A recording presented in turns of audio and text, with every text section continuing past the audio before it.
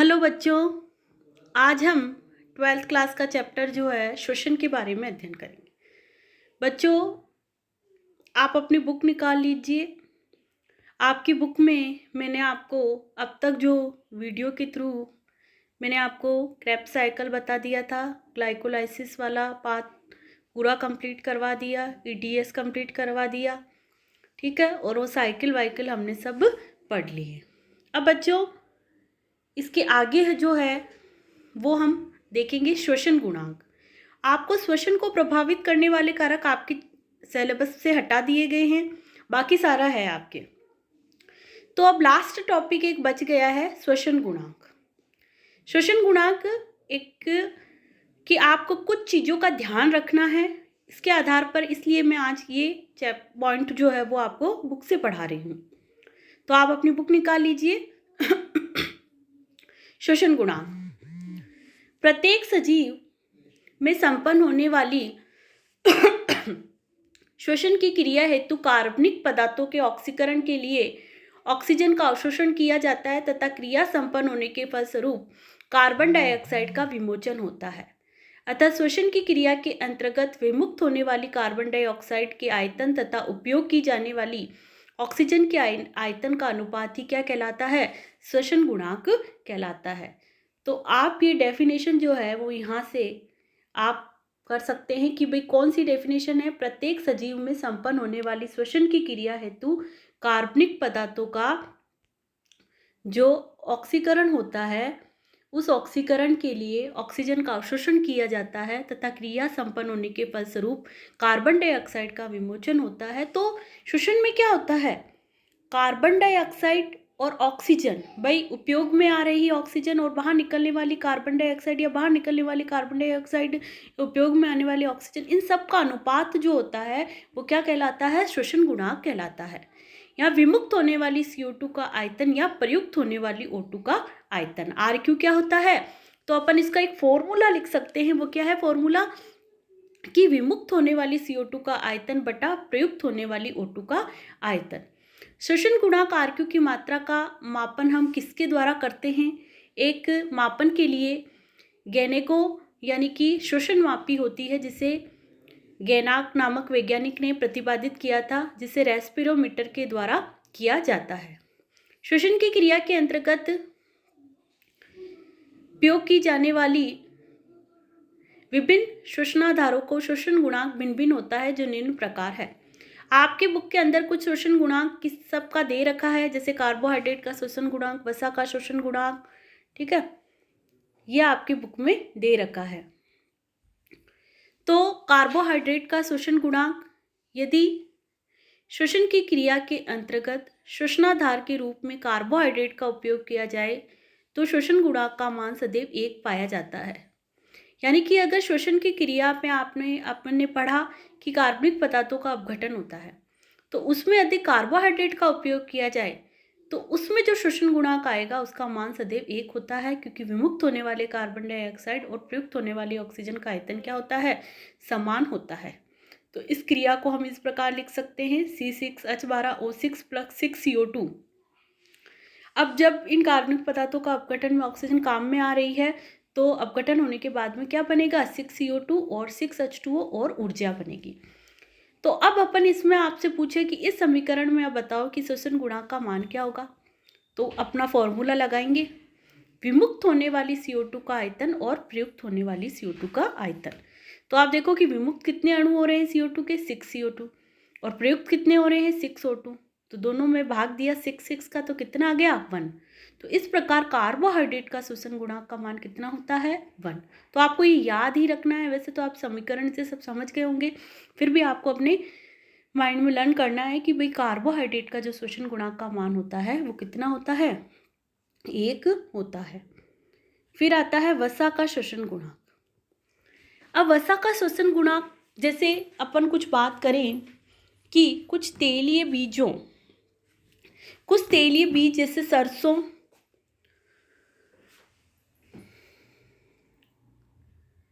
मूंगफली, कपास आदि के अंकुरण के समय वसा श्वसन धार के रूप में उपयोग की जाती है। ठीक है बच्चों, तो वसा का श्वसन गुणांक क्या होगा हम देखते हैं। हेलो बच्चों,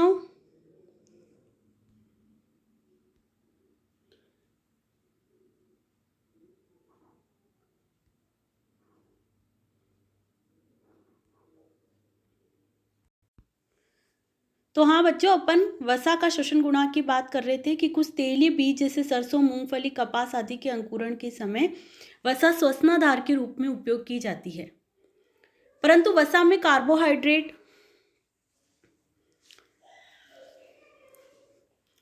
की तुलना में कम मात्रा में ऑक्सीजन के गुण पाए जाते हैं अतः वायुमंडल में अधिक ऑक्सीजन का उपयोग किया जाता है, जिसके कारण श्वसन गुणांक क्या होता है, 1 से कम होता है। ठीक है, क्योंकि इसमें क्या पाया जाता है, कम मात्रा में ऑक्सीजन के अणु पाए जाते हैं, तो इसका श्वसन गुणांक का मान 1 से कम होता है। जबकि अपन कार्बोहाइड्रेट में कितना था, 1 था। जैसे इसका फॉर्मूला अगर अपन बात करें, कोई भी वसा अणु लेते हैं जिसका फॉर्मूला है C51H98O6 + 145O2, तो इससे जो कार्बन डाइऑक्साइड के अणु निकलते हैं वो 102 निकलते हैं, और इसमें जो H2 निकलती है वो 98 निकलती है, यानी कि 102 और 98 और ऊर्जा। ठीक है, तो अगर आप अब बात करो, अब लगाओ अपना फॉर्मूला कि विमुक्त होने वाली CO2 का आयतन अपॉन प्रयुक्त होने वाली O2 का आयतन, तो 102 अपॉन 145 = 0.7 होगा। फिर आता है प्रोटीन का श्वसन गुणांक।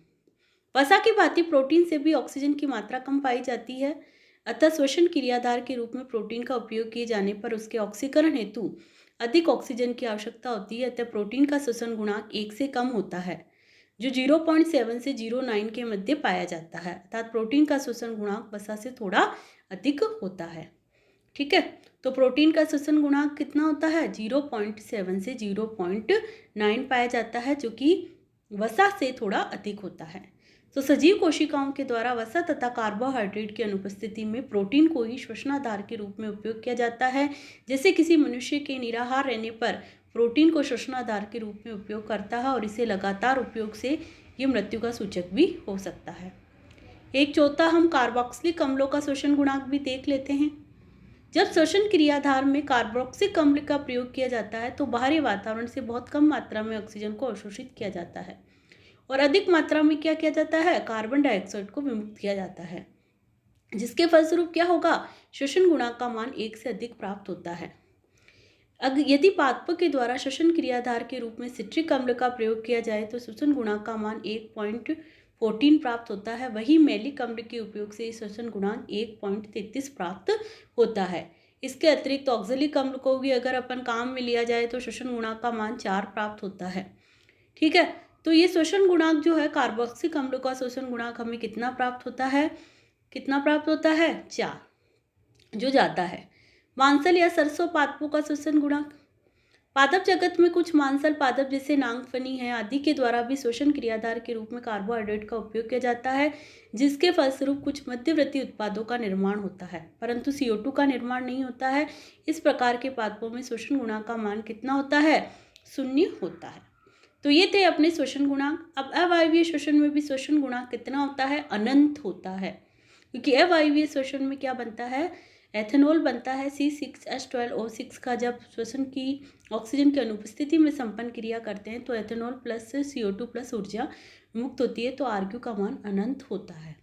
श्वसन की क्रिया के अंतर्गत विमोचित होने वाली ऊर्जा श्वसन गुणांक के मान के उत्क्रमानुपाती होती है, तथा श्वसन गुणांक का मान जितना कम होगा उतनी ऊर्जा अधिक होगी, और वहीं श्वसन गुणांक का मान जितना अधिक होगा उतनी ऊर्जा का मान कम होगा। अतः वसा को श्वसन क्रियाधार के रूप में उपयोग से अधिक ऊर्जा का निर्माण होता है, वहीं कार्बोक्सिलिक अम्लों के उपयोग से ऊर्जा अत्यधिक कम मात्रा में निर्मित होती है।